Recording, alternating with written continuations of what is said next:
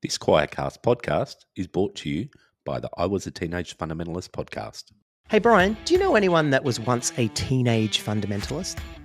Troy, you know that I was because you and I have a podcast called I Was a Teenage Fundamentalist. Ooh, Brian, I sense the Lord at work here. He works in mysterious ways. So tune in to I Was a Teenage Fundamentalist, the official podcast for the Azusa Street Revival. I'm not quite sure that's true, but it is available wherever you get your podcasts.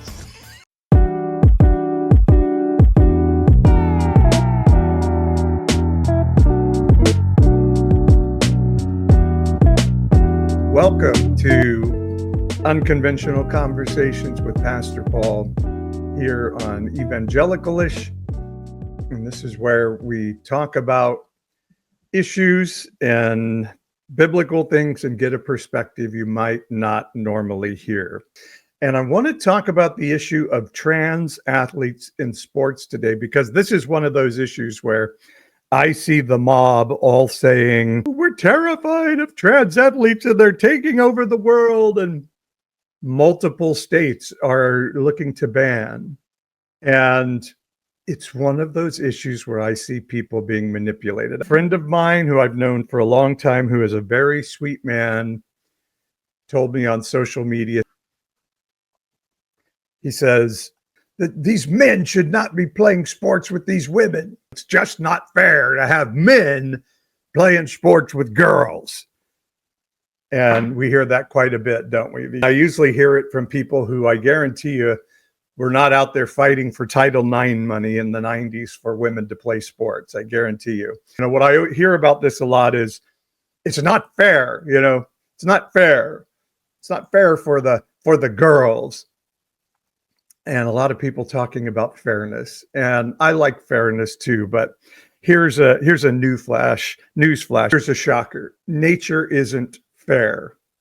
You know, Michael Phelps is the greatest swimmer in the history of mankind, and he worked really hard to get that title. But also, nature gave him physical attributes that make him greater than other swimmers who worked just as hard as he did. And it just wasn't fair that nature gave him that advantage. I'm going to tell you something. I'm not even kidding about this. I worked hard enough to be in the NBA. I should be an NBA basketball player based on how hard I worked. But you know what? Nature's just not fair. Nature only gave me 5 feet 9 inches of height, didn't give me enough jumping ability, didn't give me enough speed. And so it didn't matter that I worked my bleeping ass off. I didn't get the major D1 scholarship offers that it takes to play in the NBA. And you know what else isn't fair in life? That some people are born into a biological body that has attributes of a sex that doesn't line up with the gender they feel they are inside. But you know what's amazing in modern technology and science is that we have medicines and surgeries that can correct that. Just like the procedures that we have to remove breast tissue from a cis male, an AMAB person who doesn't feel they should have these little breast tissues on their chest because they don't line up with the gender that they see themselves as. Or we provide facial hair, you know, permanent facial hair removal for women that don't like the facial hair that grows, or breast enhancement because they don't feel like nature gave them the breast size that they want, or Botox, or, you know, for cis females, we do gender affirming care for humans all the time. And don't even, you know, get me started on the little blue pill. All of that is gender affirming care, helping men to be men and women to be women. So why is it suddenly that we hate there is surgery to help a trans person feel better about their body to more line up with the gender they feel inside. Gender and gender roles are completely culturally constructed. You can see genders around the world that line up differently than the gender roles that have been traditional in America. And by the way, the Bible, it says God made, we translate it as man. That word Adam or Adam literally means humanity. It doesn't mean a person. It doesn't mean a male person. It means humanity. God made humanity in his image, male and female. He made them. So it said that verse is literally saying male and female are in the image of the creator, if we wanted to say that. So the idea that there are only two genders and that's it, it says right there in Genesis, is just not a fact of what the Bible says. And, you know, we Christians colonizingly call that the Old Testament. It's actually Hebrew scripture. And if you talk to somebody from the heritage of the Hebrews, they would say, no, we believed in more than two genders back when that book was written. That has been a long-standing history of humanity in the world, that there were people that didn't fit in the two gender cultural categories. And then somebody will say, well, you know, God's a male. No, God or the divine is something beyond humanity that's categorized in gender identification. Even Paul wrote, you know, there's neither slave nor Greek, male nor female. Jesus said, in heaven, you're not going to be married. You're not going to be known as you are on earth. That there's not this gender identification that means so much. God is written as a male in the Bible, I believe, for one reason and one reason only, because the people that wrote these books only knew a male as an authority. They had no idea that a woman would ever be an authority anytime in the world. And so, of course, a divine authority had to be a male, because women could never be in charge. So, of course, God was a male. So this built-in feeling of women being second class has a lot to do with all of this. I really believe ultimately, oh God, what am I doing with my hair? I really believe ultimately the trans issue, that, you know, the reason we demonize it so much is a lot of people feel like, well, why would a man want to be a woman when women are, and we don't say it out loud, right? But like when women are second class citizens, why would a man want to be a woman? You know, why would a man want to be something less than a man? And so, of course, that is looked down upon. But Jesus said in the book of Matthew, you know, that eunuch over there, that effeminate male, that non-procreating male you make fun of, some of them were born that way. Some of them are that way for the work of the kingdom. Some of them are made that way by other men. This hatred of queerness and of trans people is a man-made thing. It's not biblical. And the trans in sports issue is a political, religious demonization of a people group for political and religious power gathering purposes. So let me tell you something about the trans in sports issue. There were over 500,000 college athletes in America in this past year. Do you know how many trans athletes were competing in college athletics this past year? The estimate is at most 10 trans athletes out of, I think it was around 510,000 athletes. 10. I'm not 10,000, not 1,000, 10. And do you know how many of them you know about? Probably at most, if you're really paying attention to the issue, you know of two. Two. And do you know why you only know of two? Because these are not athletes dominating their sport. There's a volleyball player at San Jose State that has caused a stir. And do you know that she has played at San Jose State for 3 years before anybody ever knew anything about her at all? Do you know why? Because she was not dominating the sport. It is a made-up issue to manipulate you to be controlled by religion and to vote for a political party. And it's really sad. Most of these trans athletes competing in sports are just another student athlete trying to live their lives, be the best person, athlete, student they can be.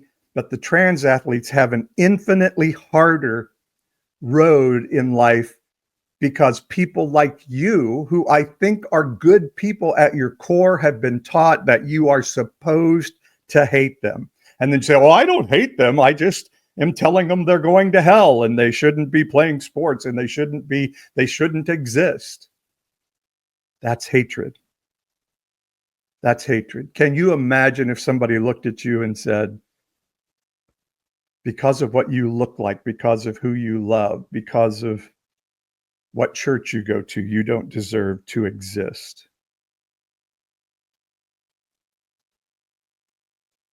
Ten athletes in college athletics, and you've only heard of two of them because they're not dominating the sports.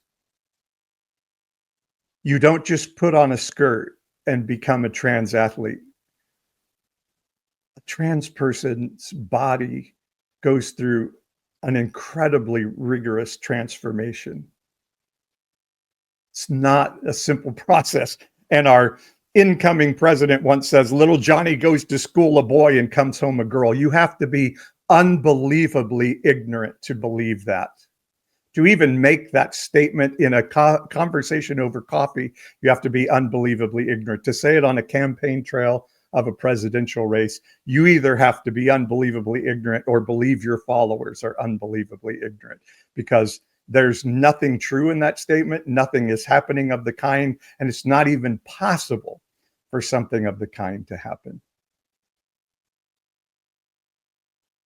It's not an easy process for a person to do hormone therapy and et cetera to help their body to line up with their gender identity. And it makes it somebody who is an athlete then after that process is somebody to be admired. Now, having gone through male puberty, is there a chance for them to have greater muscle mass and bone structure? Yes. And we can, if we were rational about the issue, we could have discussion around that. But we're not rational around the issue. And therefore, if we have to pick a side, I'm going to pick a side to stand with the outcast, because that's what the Bible commands us to do 2,000 times. The Bible never once commands us to ban abortion, but 2,000 times it says to stand with the marginalized.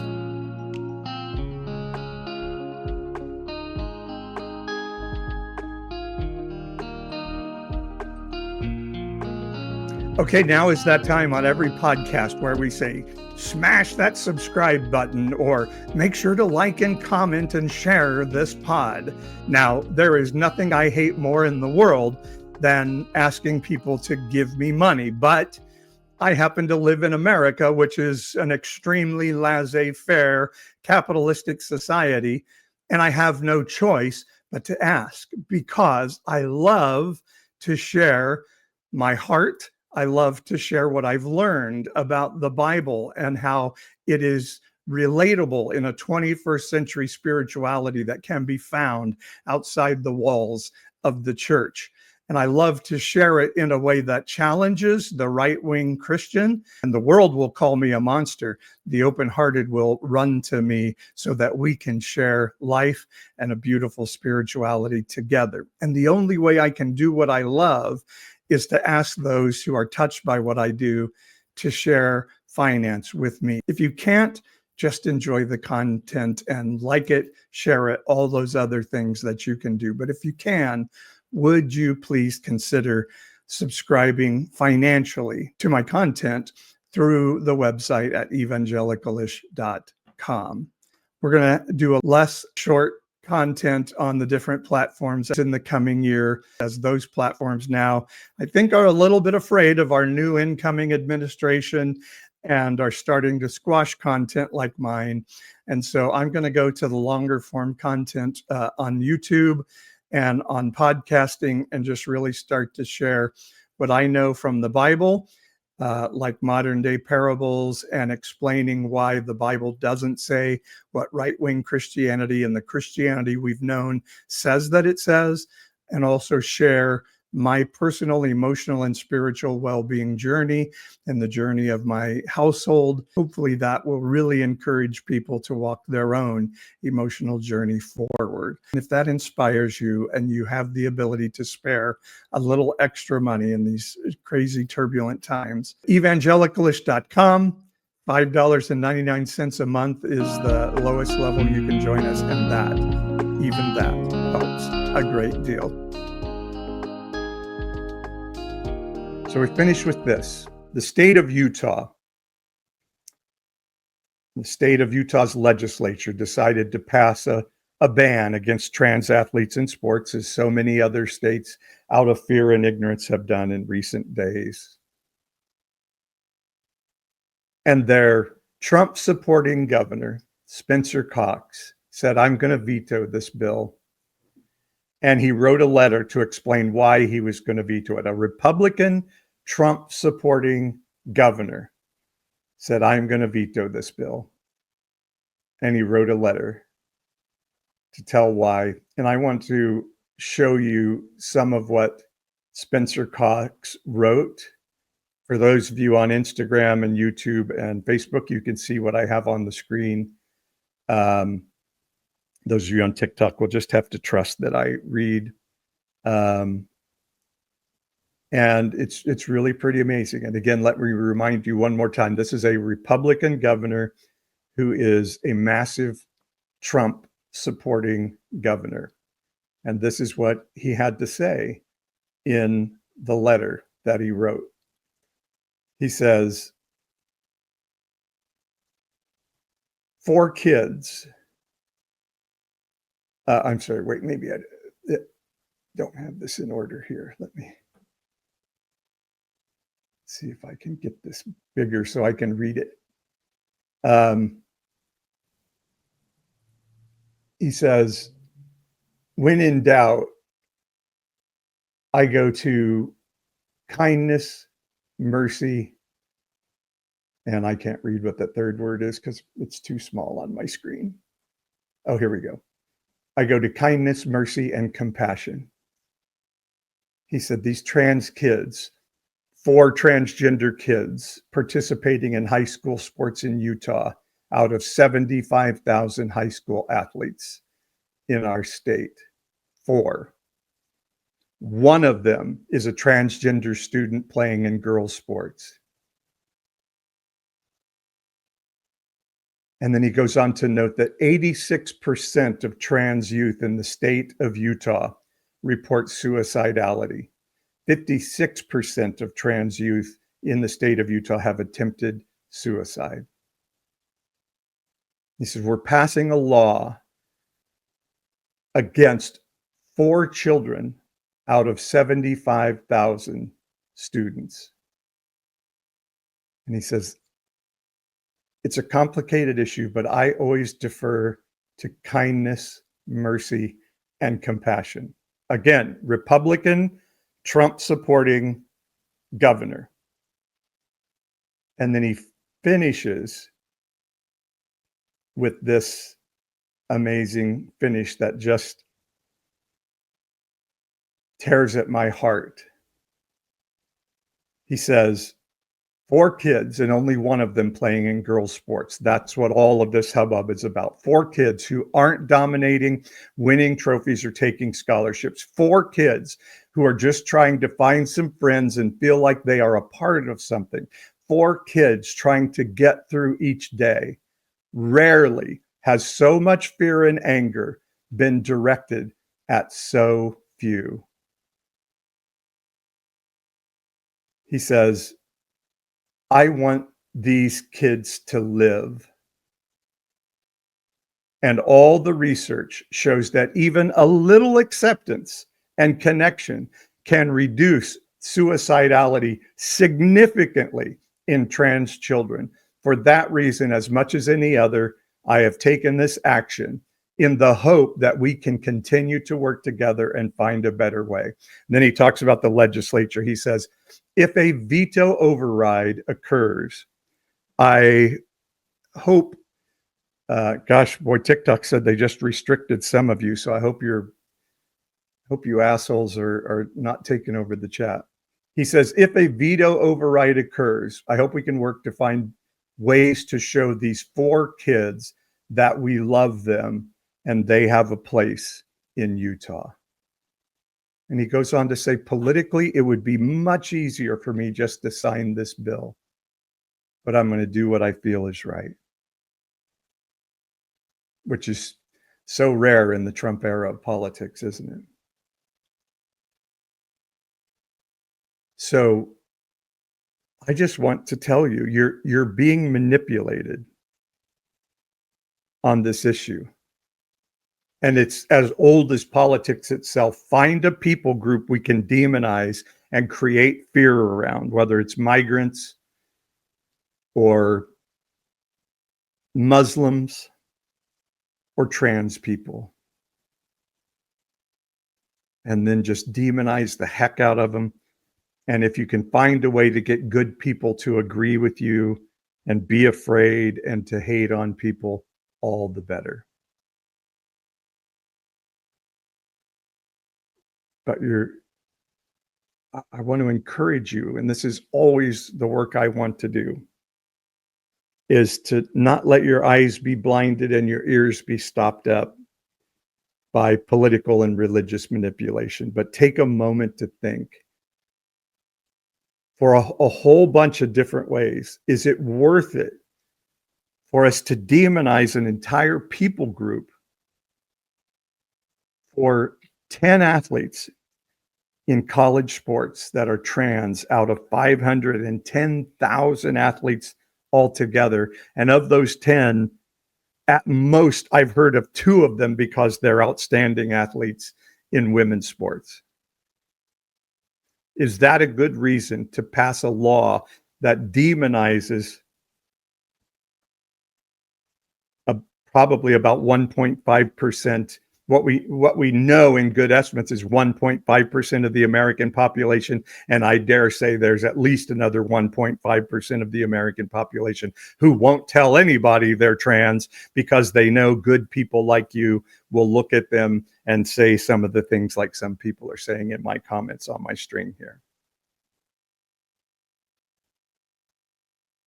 So I encourage those of you who have not completely lost your eyes to see and ears to hear that you would stop and think just for a second. Is it worth it to demonize people? Because I believe, let's just take Donald Trump, for instance. I guarantee you in the 90s, when women were fighting for equality in collegiate sports, I guarantee you Donald Trump was not fighting for money for women in college sports. So I don't believe you when you tell me this is about fairness in women's sports, because the same people who are now screaming about fairness in women's sports didn't give a shit about fairness in women's sports when Title IX came on the scene big time in the 90s. You didn't give a shit. In fact, you were the one saying, well, girls shouldn't be taking money away from boys' sports. And so I don't believe you when you say this is about fairness in women's sports. I believe it's about the demonization of a people group because you're being manipulated by people who are trying to build political power bases. And I don't say that to like make you feel demeaned. I'm saying that to make you look in the mirror and say, could it possibly be true? Is there a chance I'm being manipulated for political and religious gain? Could it possibly be true that Hebrew culture in which the Hebrew scripture that Christians call the Old Testament was written in an environment where there were more than two genders, which my Jewish friends all tell me there was. Could it be true that nowhere in the Bible did Jesus ever once condemn a queer person? And in fact, in his endorsement of the eunuchs, or in his saying, hey, religious city of Capernaum, where I did most of my miracles and most of my work, you think you're special? You think you're going to be lifted up? No, you're going down to Hades, and Sodom is going to have a better judgment day than you. That maybe Jesus doesn't value your religious piety quite as much as you do. And I'm going to tell people they're going to hell, so I'm a good Christian. And Jesus is like, that's not what I've asked you to do in the slightest.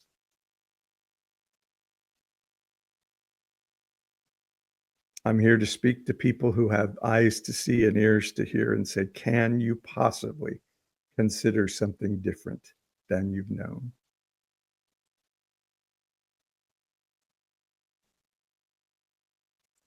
Let me go back to that last screen that we had, and then I'll be done and have chat with you all for a bit. And it has a verse. Is this the one? Yeah, here it is.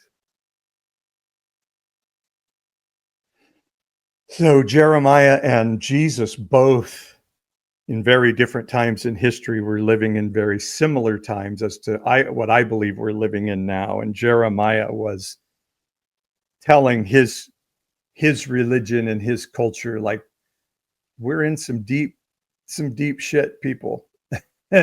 He's like, he says, all those prophets are running around saying, we're not going to be taken over by Babylon because we're special to God. We matter to God more than other countries. He's going to make Israel great again. The prophets were running around screaming, and Jeremiah's like, no, that's not what's going to happen, because we've forgotten what really matters in the world. And in fact, Babylon is going to take us over, and it's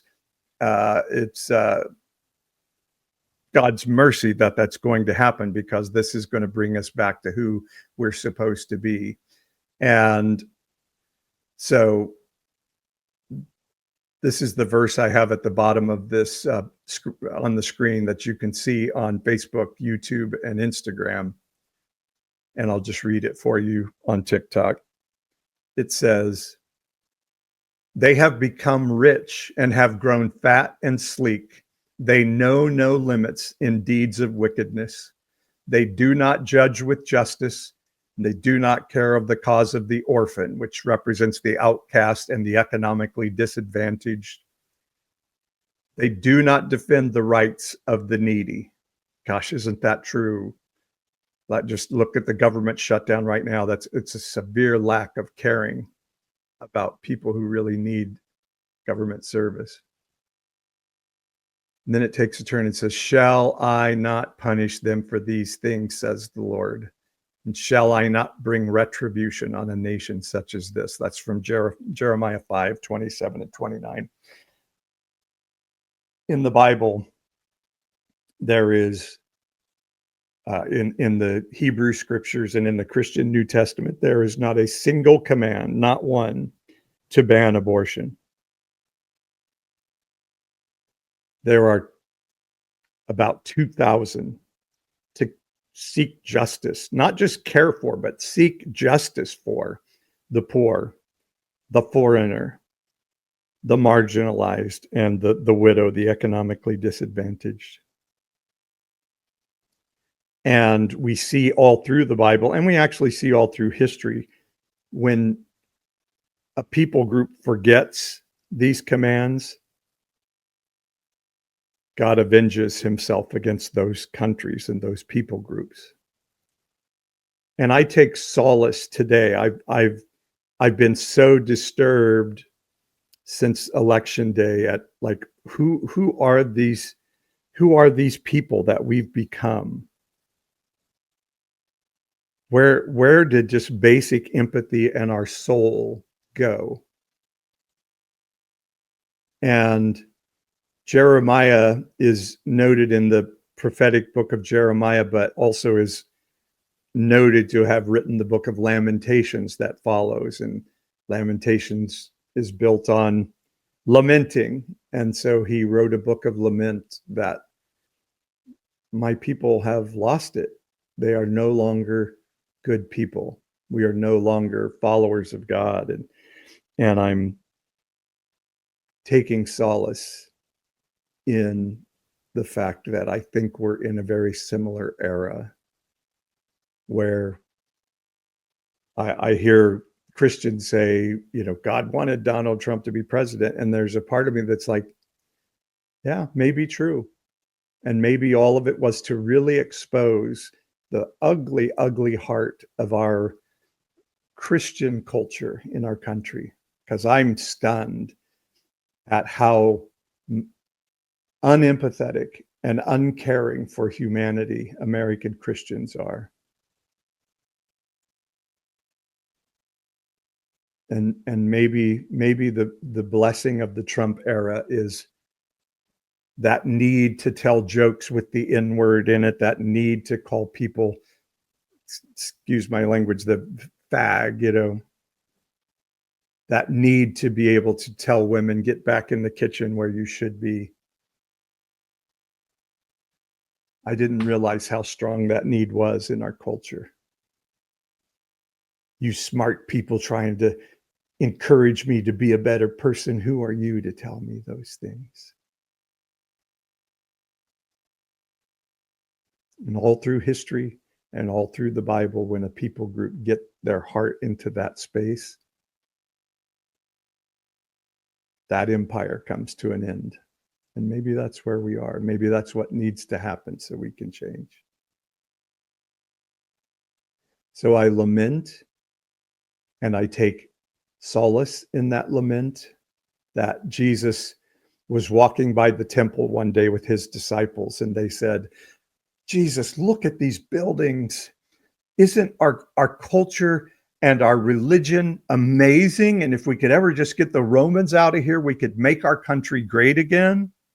And Jesus said, not one stone of that thing is going to stand on top of another. And you know what he didn't say? He didn't say, pray that doesn't happen. Pray that God saves your culture and your religion.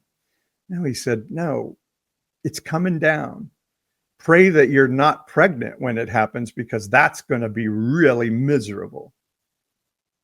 And so I feel in a lot of ways we're in the same space where, like, we're getting our justice for who we have become for quite a while now.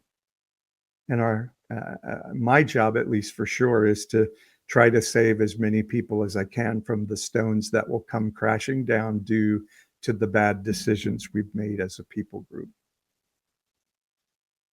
And to be one to say, like, those trans people you're supposed to be afraid of, well, I'm one of them. Here I am.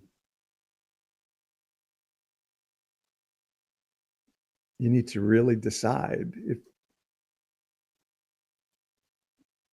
you've really thought this through, or you're just responding to propaganda and manipulation and hating on 4 kids in Utah, one who's a trans kid playing in girls' sports, so that you can feel good about whatever it is it makes you feel good about, to demonize that people group. Because I want to encourage you to be a better version of yourself than that. Or at least think about it. At least take a moment and say, is this really how I'm supposed to be?